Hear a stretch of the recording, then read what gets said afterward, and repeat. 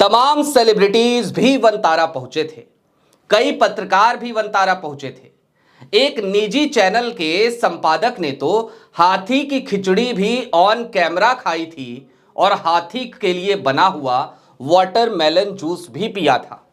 लेकिन तब भी अनंत अंबानी की कोई दिक्कत, कोई परेशानी, कोई मुश्किल नहीं बढ़ी थी।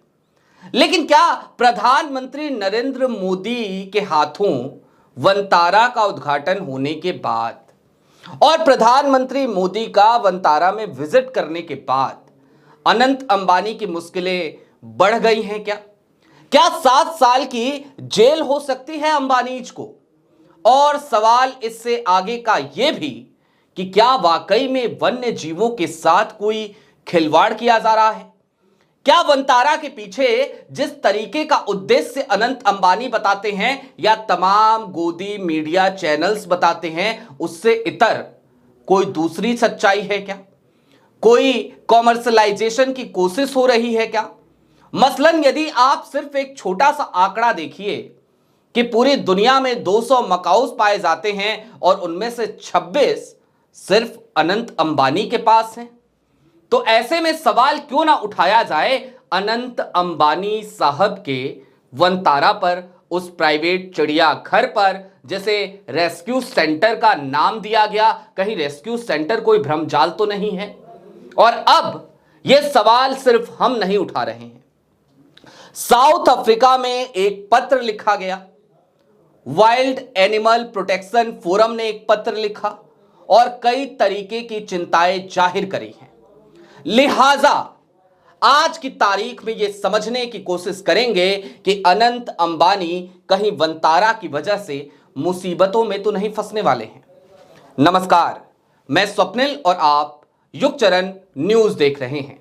आगे बढ़ने से पहले वही छोटी सी अपील, चैनल पे नए हो तो सब्सक्राइब कर लीजिए, क्योंकि यहां आपकी और हमारी मुलाकातों का सिलसिला लगातार जारी रहता है। अब आगे बढ़ते हैं और सबसे पहले आपको कुछ खबरें दिखाते हैं। अपने स्क्रीन पर खबर देखिए टेलीग्राफ की, अपने स्क्रीन पर खबर देखिए डेक्कन हेराल्ड की। हर खबर में एक ही बात का जिक्र है, कमोबेश उसी रिपोर्ट का जिक्र है और यह बताया गया है कि आखिरकार अनंत अंबानी के वनतारा पर किस तरीके के सवाल वापसा ने, यानी कि वाइल्ड एनिमल प्रोटेक्शन फोरम ने, जो साउथ अफ्रीका का है, उसने उठाए हैं। और जो बातें कही गई हैं वो बेहद गंभीर हैं। सैकड़ों की तादाद में कई जानवर यहां पे लाए गए, कई वन्य जीव लेकर के अनंत अंबानी आए। चीते हैं वहां, शेर हैं वहां, कैराकल हैं वहां, दुर्लभ प्रजाति के जीव भी हैं, इंडेंजर्स जो स्पीसीज हैं वो भी वहां पर हैं। और जब प्रधानमंत्री नरेंद्र मोदी पहुंचे तो उसके बाद एक आरटीआई भी लगातार घूमने लगी। एक आरटीआई जो कुणाल शुक्ला ने लगाई थी। कुणाल शुक्ला जो कि छत्तीसगढ़ के रहने वाले हैं, कुणाल शुक्ला एक आरटीआई एक्टिविस्ट हैं। उन्होंने दरअसल सरकार से, जू अथॉरिटी ऑफ इंडिया से यह जानकारी चाही थी कि वनतारा में रहने वाले कितने जानवरों की, कितने वन्य जीवों की अब तक मृत्यु हुई है और जिनकी भी मृत्यु हुई है उनका दाह संस्कार कैसे किया गया, क्योंकि ये सारे नियम, कायदे, कानून हैं। अब उस आरटीआई का जो जवाब मिला वो जवाब बेहद चौंकाने वाला था। उस आरटीआई के जवाब में कुणाल शुक्ला को यह सूचित किया गया कि वनतारा नाम का कोई भी वन्य जीव अभयारण्य है ही नहीं। और इसके बाद से कलई खुलनी शुरू हुई, सवाल उठने शुरू हुए। और मैंने आपको पहले भी बताया था कि आज की तारीख में यदि मेरे पास कोई पालतू जानवर भी है, मसलन अगर एक डॉग है या एक कैट है, तो उसका भी लोकल अथॉरिटीज के पास बकायदा रजिस्ट्रेशन कराना पड़ता है। जी हां, उनको अपना नाम भी देना पड़ता है। आपके नाम का टाइटल उनके साथ चस्पा किया जाता है, उनके कार्ड्स बनते हैं और हर साल उनकी वैक्सीनेशन की जानकारी भी देनी पड़ती है लोकल अथॉरिटीज को।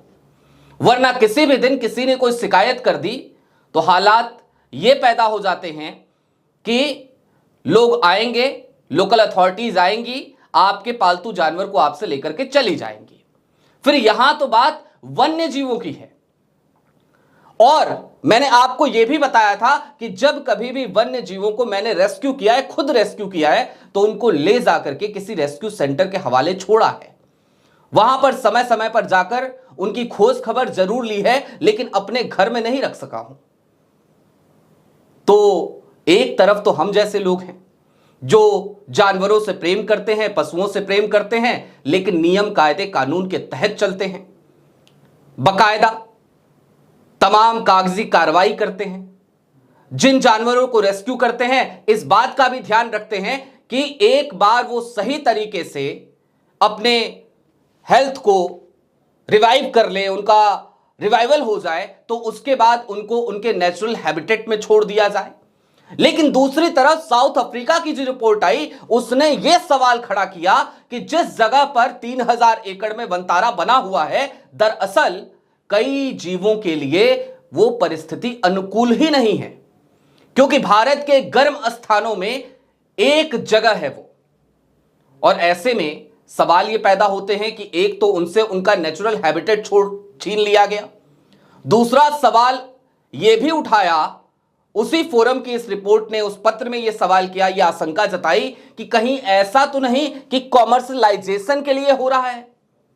और यदि आप अंबानी साहब को जानते हैं, यदि आप अडानी साहब को जानते हैं, तो आप बेहतर समझते होंगे कि ये तमाम कॉरपोरेट घराने बिना लाभ के तो कोई काम नहीं करते। तो इसके पीछे रहस्य क्या है, योजना क्या है? और उस रिपोर्ट में यहां तक कहा गया कि दरअसल इन जीवों को, जो इंडेंजर स्पीसीज में आते हैं, उनमें से जो जानवर उनके पास है, जो वन्य जीव उनके पास है, इनको अब मशीनों की तरह इस्तेमाल किया जाएगा प्रजनन के लिए। और यह बात बेहद चौंकाती है। लेकिन सवाल यहां से फिर वही जन्म लेता है कि इतनी सारी आशंकाओं के बाद, इतने सारे सवाल उठने के बाद भी क्या भारत सरकार कोई कार्रवाई करेगी? क्या जू अथॉरिटी ऑफ इंडिया कोई कार्रवाई करेगी?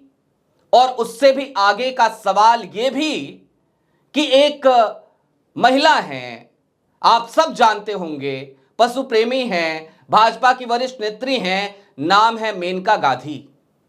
इतने दिनों से यह मामला चल रहा है, मेनका गांधी की जबान पे ताला क्यों है? इस सवाल के साथ आपको छोड़े जा रहा हूं, क्योंकि मेनका जी हर छोटी से छोटी एनजीओ पर भी खुद के पशु प्रेमी होने का दावा करते हुए सवाल उठा देती हैं। तो यहां तो बात वनतारा की है, सैकड़ों जानवरों की है।